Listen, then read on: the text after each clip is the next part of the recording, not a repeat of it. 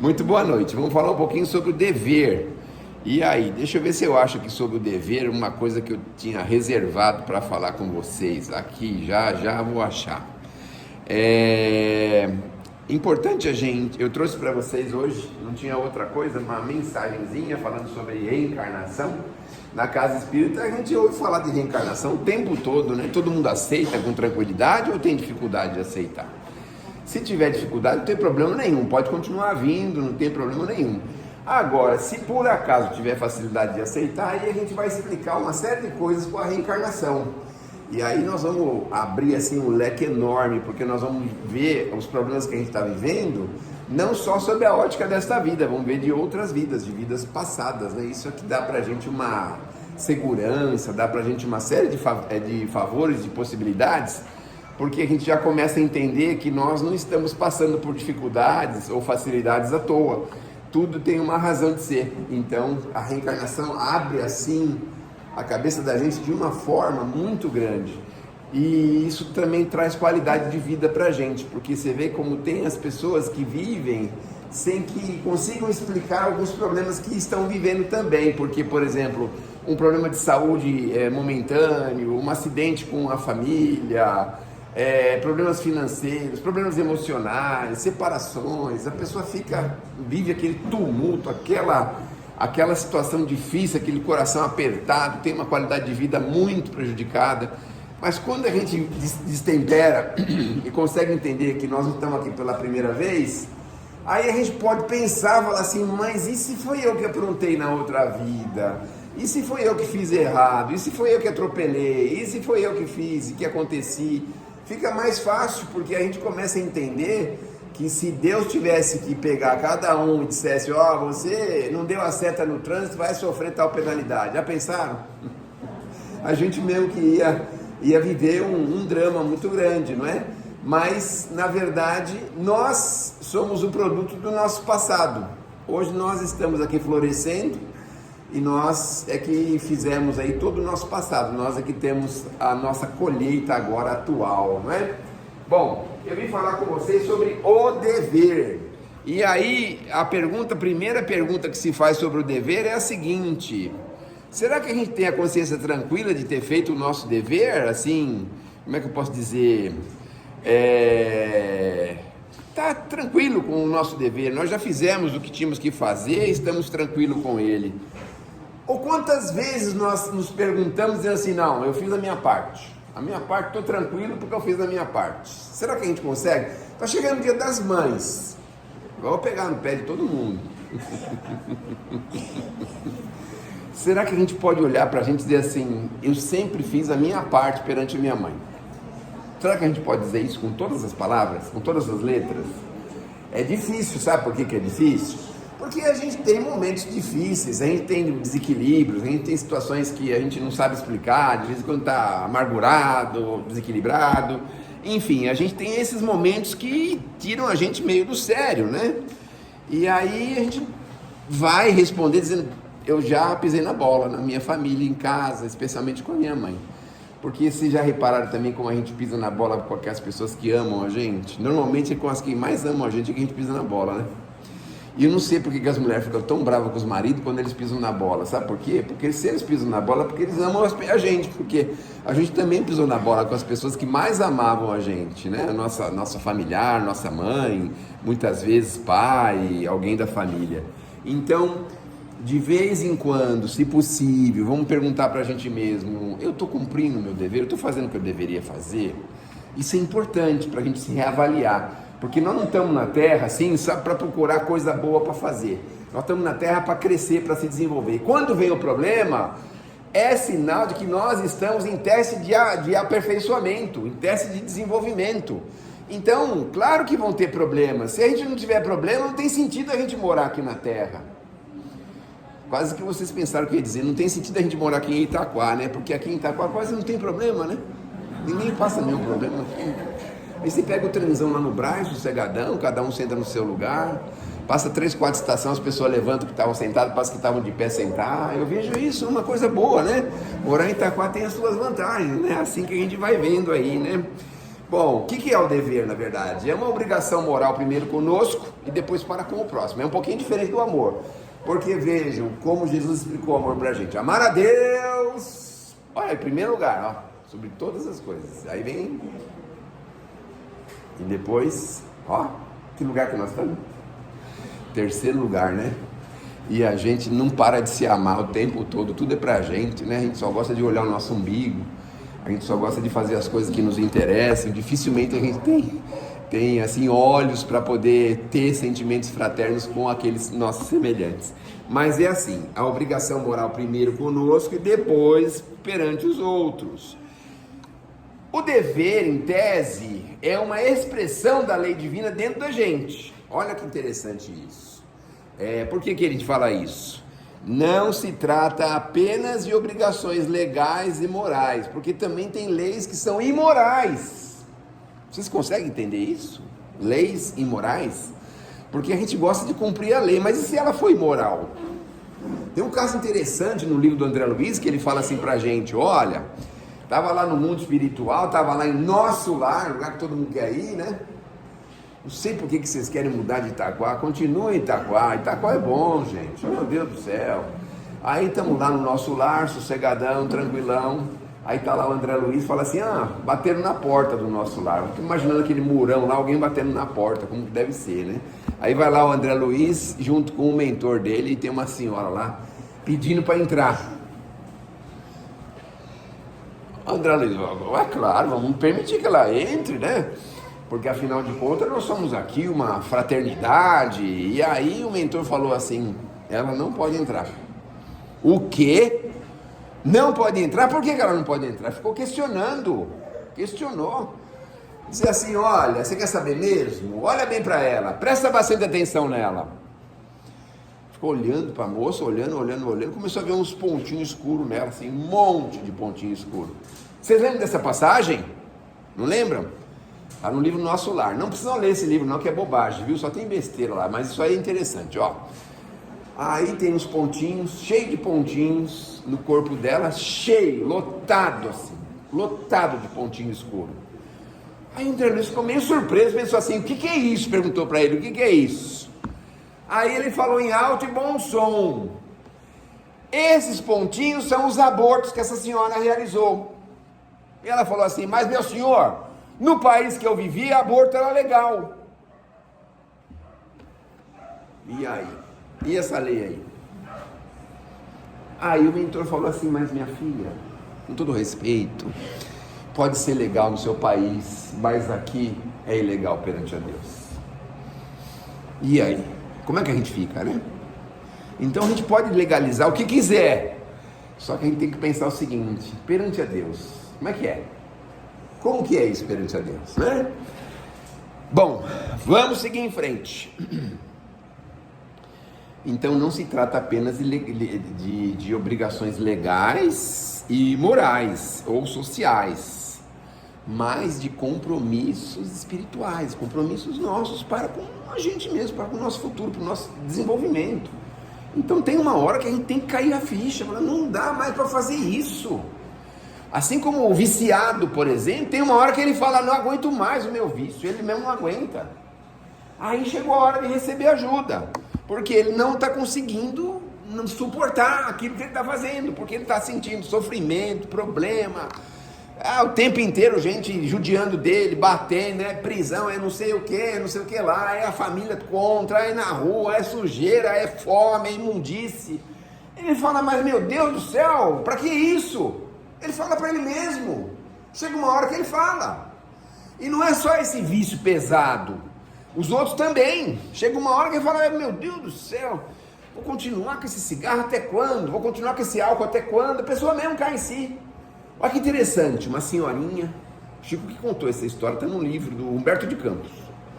Humberto de Campos foi lá e escreveu essa história, e o Chico contava, era assim, uma senhorinha, 10 anos, o marido chegava alcoolizado em casa, altas horas da noite, ela tinha uma cadeirinha de balanço, então ela sentava na cadeirinha, perto da cadeira da porta da sala, ficava sentadinha ali, balançando, e ficava lá, dormia, e quando chegava ela acordava, e aí ela não falava uma palavra pro bendito. É bendito? Tá bom assim, né? Bendito, né? Tá bom. Todo mundo aceita, né? Não falava uma palavra para esse bendito. Ela levantava, ia na cozinha, ligava o fogo, punha a panelinha dela lá com a sopinha, esquentava a sopinha, punha no pratinho e servia para ele. Ele tudo cheio de batom, cheirando álcool, metade da noite já perdida.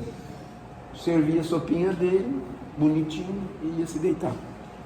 10 anos ela fez isso. Tem um belo dia que ele está sentado na mesa comendo a sopa, ele pensa assim, mas meu Deus do céu, o que eu estou fazendo na minha vida? Ele começou a pensar isso. O que eu estou fazendo com essa mulher, pelo amor de Deus? 10 anos que essa mulher não me fala uma palavra, nada, nenhuma censura, nada. Ela falava para ele. Mas o negócio teve uma reversão tão forte, mas tão forte que, nossa, ele largou o vício, assim.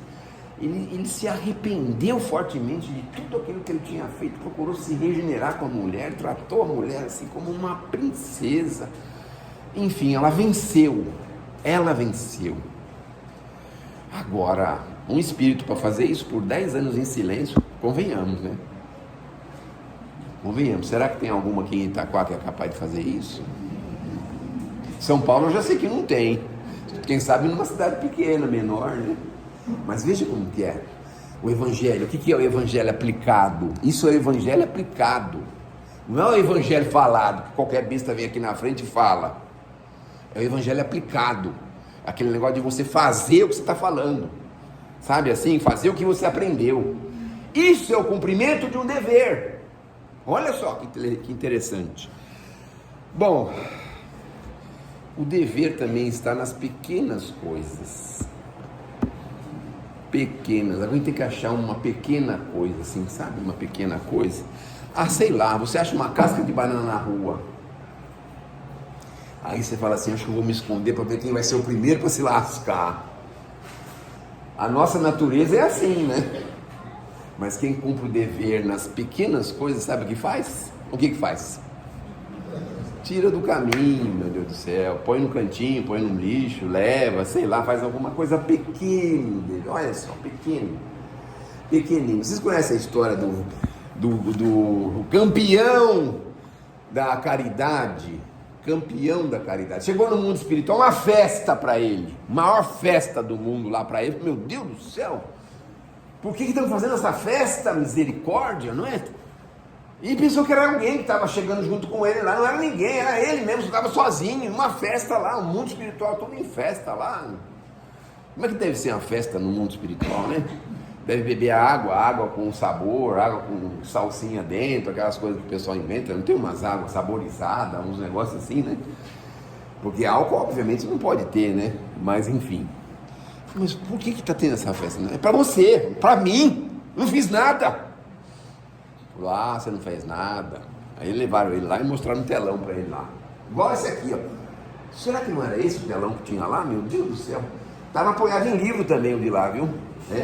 É um telão cult, apoiado em livros lá. Aí, não achou ninguém com uma furadeira? Não tem ninguém aqui na casa que tem uma furadeira? Ninguém, né? Puxa vida. E 2 parafusos, ou 4, não sei, né? Ou se tiver algum voluntário com 2 ou 4 parafusos numa furadeira, eles estão precisando, né? Tá precisando, não tá? Tá, né? Então, aí mostraram um telão lá para ele, e aí começou a mostrar as coisas que ele fazia.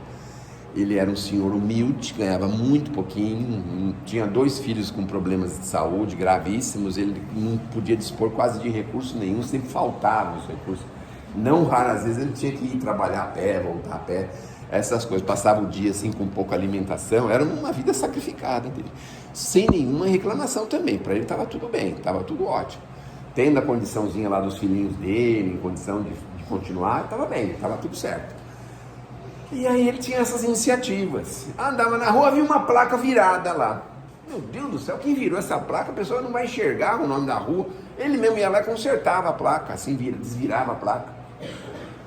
Ia pegar, vamos imaginar, lá na estação do trem, não na de Itaquá, mas vamos ver na estação do Brás, por exemplo. Aí vem um papel amassado lá no meio da estação. Não pode ser a estação do Brás, vamos colocar a estação da Sé.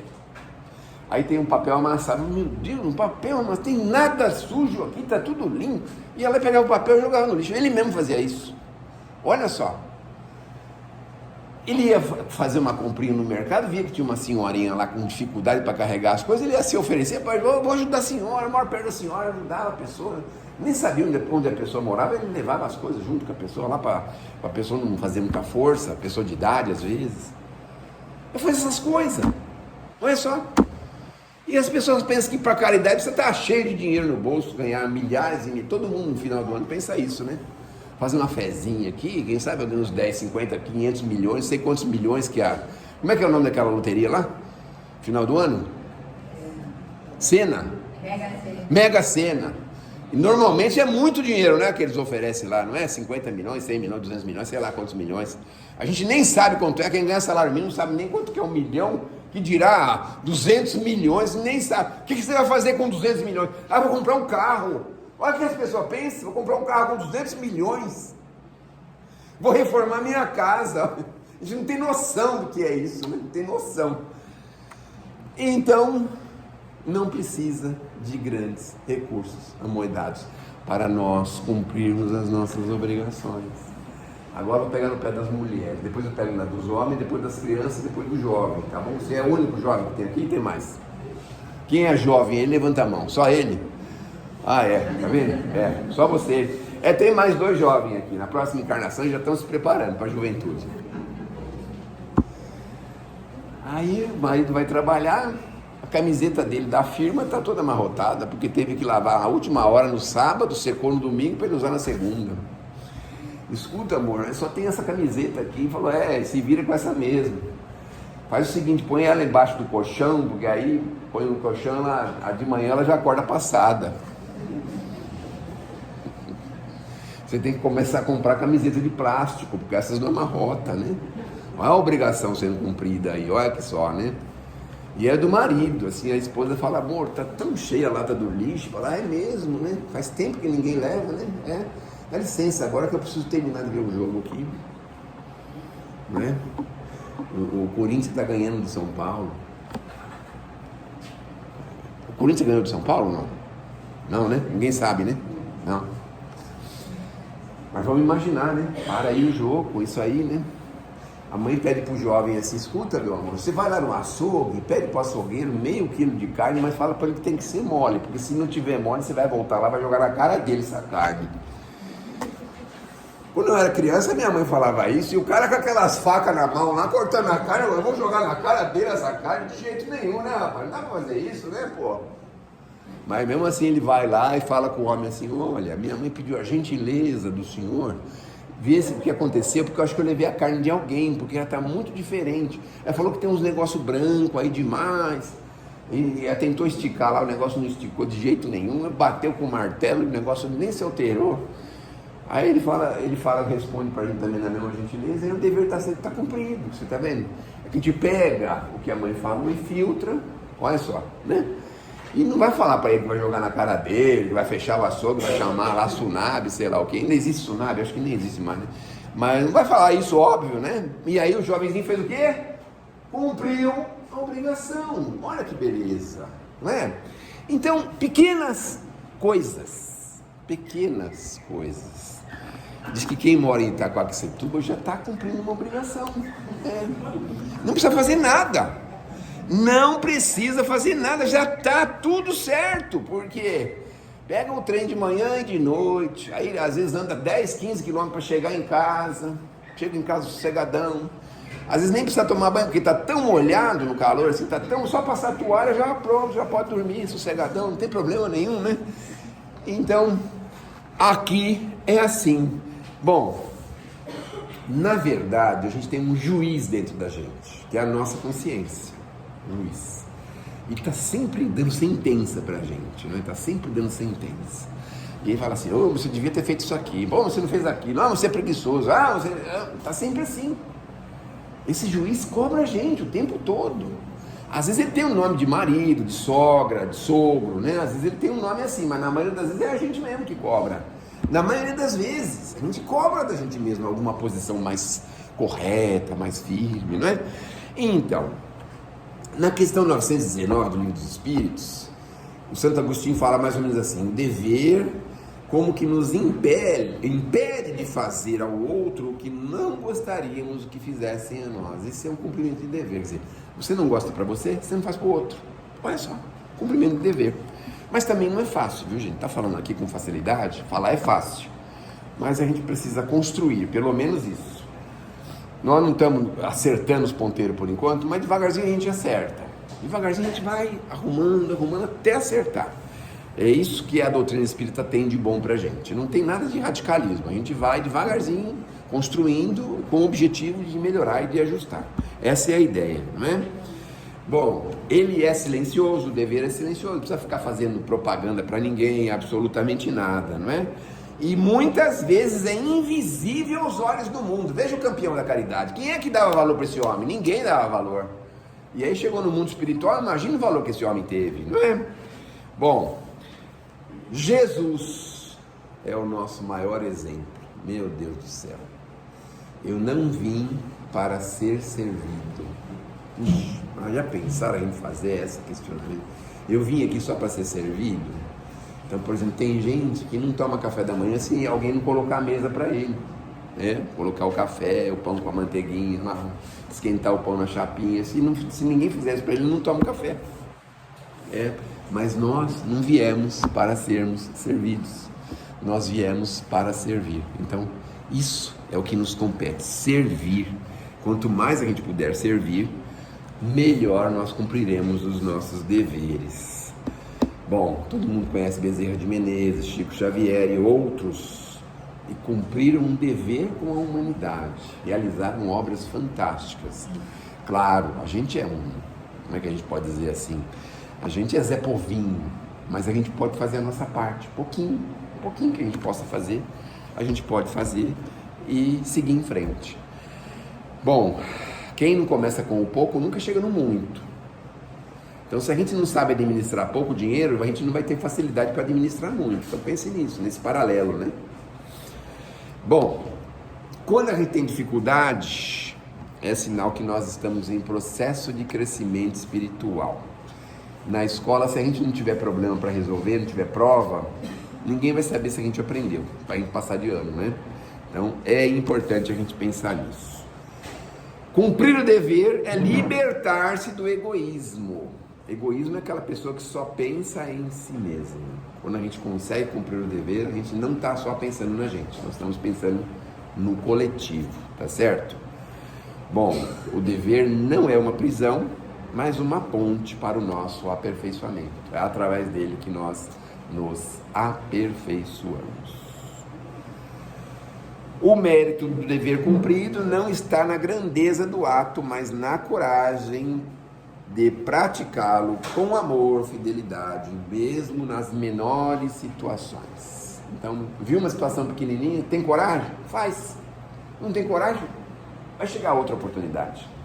Mas procuremos cumprir o nosso dever. Que Deus nos abençoe, que Jesus nos ilumine, que possamos sair daqui melhores do que chegamos. Não percam as esperanças, viu? De sexta-feira vão vir pessoas muito mais capacitadas para ajudar vocês a pensar, porque eu sou aprendiz e quando tem feriado, Dia das Mães, essas coisas, não tem ninguém que possa vir aqui. Eles me chamam porque não acharam mais ninguém para vir, então eu tive que vir, tá bom? Então é isso aí.